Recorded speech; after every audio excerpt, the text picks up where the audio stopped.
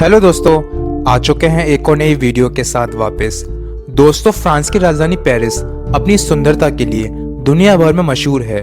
इस खूबसूरत शहर को दुनिया के सबसे बेहतरीन शहरों में गिना जाता है और हर साल लाखों टूरिस्ट दुनिया भर से पेरिस घूमने के लिए आते हैं। लेकिन दोस्तों, क्या आप जानते हैं कि पेरिस में एक ऐसा भी स्थान मौजूद है जहां 60 लाख से ज्यादा लोगों की लाशें दफन हैं। बावजूद इसके, ये स्थान पेरिस के सबसे फेमस टूरिस्ट प्लेसेस में से एक है। दोस्तों, अगर आप हमारी वीडियो पहली बार देख रहे हैं तो हमारे चैनल को सब्सक्राइब जरूर करें और साथ ही दिए गए बेल आइकन को जरूर दबाएं ताकि हमारी अगली वीडियोस का नोटिफिकेशन आप तक पहुंचता रहे। दोस्तों, पेरिस शहर में मौजूद इस डरावनी सुरंग का नाम है कैटाकॉम्ब्स ऑफ पेरिस, जहां दफन है 60 लाख से ज्यादा लोगों की हड्डियां।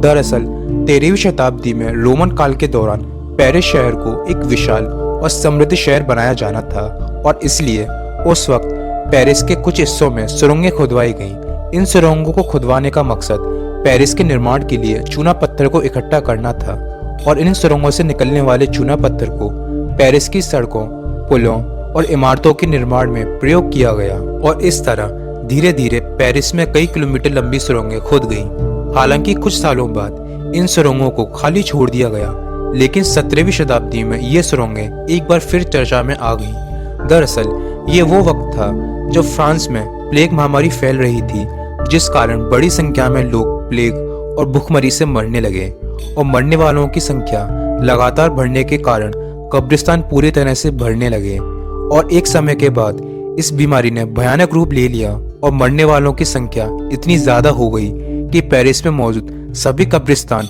पूरी तरह भर गए और मरे हुए लोगों को दफनाने की कोई जगह नहीं बची और एक समय बाद मरे हुए लोगों को एक के ऊपर एक करके ढेर लगाया जाने लगा। अब फ्रेंच सरकार के सामने इन मरे हुए लोगों को दफनाने की एक बहुत बड़ी समस्या खड़ी हो गई। ऐसे में 1763 के समय फ्रांस की सरकार ने पेरिस शहर में मरे हुए लोगों को ना दफनाने का फैसला सुनाया और लाशों को शहर के बाहर दफनाना शुरू कर दिया गया। लेकिन सरकार के इस फैसले पर चर्च द्वारा विरोध शुरू हो गया।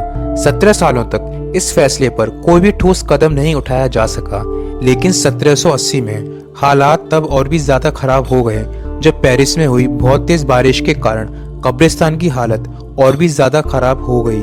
दरअसल कब्रिस्तान में दबी लोगों की हड्डियों से वहां की जमीन दलदल हो गई, जिस कारण कब्रिस्तान के पास वाले रेस्टोरेंट की दीवार गिर पड़ी और उस दीवार के गिरने से रेस्टोरेंट के तहखाने में हड्डियों की एक बाढ़ आ गई। इसी के साथ ही शहर की गलियों और सड़कों पर भी हड्डियां फैल गईं और तब सरकार को इस समस्या को लेकर ठोस कदम उठाना ही पड़ा। ऐसे में इस मुसीबत से निपटने के लिए एक ऐसी जगह को तलाशा जाने लगा जहां इतनी बड़ी संख्या में हड्डियों को रखा जा सके और बहुत से स्थानों को तलाशने के बाद फ्रांस की सरकार को उन हड्डियों को रखने की एक जगह मिल गई। दोस्तों, ये जगह कोई और नहीं बल्कि पेरिस के निर्माण में खोदी गई वही सुरंगें थीं और इसके बाद पेरिस के सभी कब्रिस्तानों में से हड्डियां निकालकर इन सुरंगों में रखा जाना शुरू कर दिया गया। लेकिन इन सुरंगों की वजह से इनके ऊपर मौजूद पेरिस शहर की इमारतें कमजोर पड़ने लगी और ऐसे में सरकार ने इन सुरंगों की मरम्मत करना शुरू कर दिया। इसके बाद इन सुरंगों में मरे हुए लोगों को भी दफनाना शुरू कर दिया गया। बताया जाता है कि उस वक्त करीब 300 किलोमीटर लंबी इन सुरंगों में लगभग 60 लाख से ज्यादा लोगों की हड्डियों को रखा गया था और इस काम को पूरा करने में 2 साल का समय लगा था। इसके बाद फ्रेंच रेवोल्यूशन में मरने वाले लोगों को भी यहीं दफनाया गया।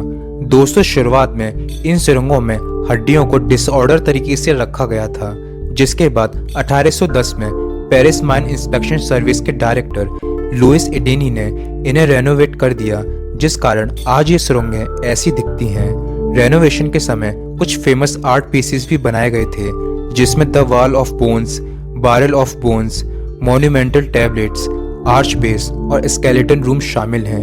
रेनोवेशन के बाद फ्रेंच सरकार ने इन सुरंगों को एक म्यूजियम में बदल दिया और सुरंगों में 2 किलोमीटर जितने लंबे एरिया में लाइट्स लगवाई गईं और इस तरह इस स्थान को कैटाकॉम्ब्स ऑफ पेरिस नाम दिया गया।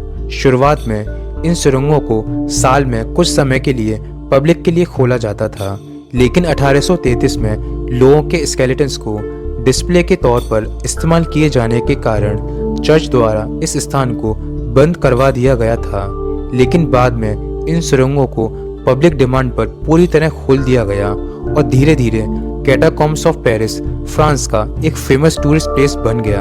दोस्तों, कैटाकॉम्ब्स ऑफ पेरिस जमीन की सतह से लगभग 30 मीटर नीचे मौजूद है और यहाँ तक पहुँचने के लिए 130 स्टेप्स नीचे उतरना पड़ता है। लेकिन दोस्तों, इन सुरंगों का पेरिस की सतह के नीचे मौजूद होने का एक बहुत बड़ा नुकसान भी है। पेरिस में किसी भी इमारत के निर्माण के वक्त ज्यादा बड़े फाउंडेशन नहीं दिए जा सकते हैं और यही कारण है कि पेरिस में बहुत ही कम ऊंची इमारतें मौजूद हैं। दोस्तों, कैटाकॉम्ब्स ऑफ पेरिस पिछले कुछ सालों में इतना ज्यादा पॉपुलर हो गया था कि कई हॉरर मूवीज और वीडियो गेम्स की शूटिंग भी इन सुरंगों में हो चुकी है। तो दोस्तों, आपका क्या ख्याल है इन डरावनी सुरंगों के बारे में? हमें कमेंट बॉक्स में ज़रूर बताएं। आज की इस वीडियो में बस इतना ही। अगर आपको वीडियो पसंद आई हो तो लाइक ज़रूर करें और अगर आप हमारे चैनल पर नए हैं तो सब्सक्राइब करना ना भूलें और हो सके तो ज़्यादा से ज़्यादा इस इन्फॉर्मेशन को शेयर करें। हम वापस आएंगे एक और नई वीडियो के साथ। तब तक के लिए टेक केयर एंड बाय।